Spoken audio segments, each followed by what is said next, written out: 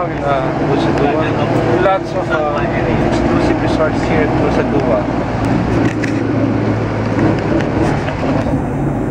This is where Miss World was held. Miss World. Yes, Miss World.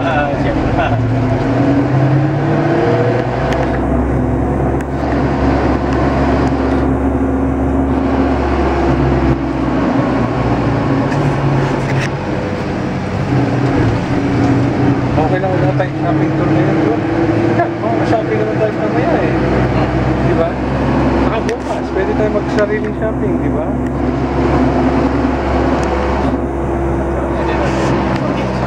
Macho Mike.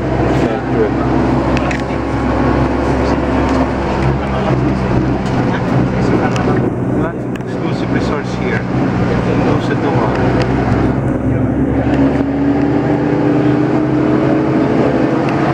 But we still prefer Kuta. Why? Because in Kuta there's more nightlife activities and commercial and restaurants.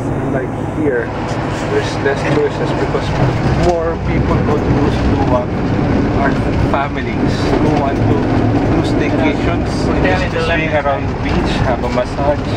But unlike us, we're single. That's why we're having bars and bars and bars galore.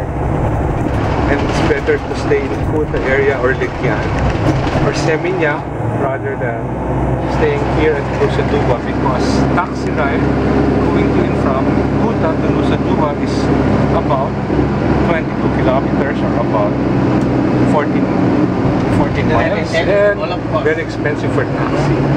Okay.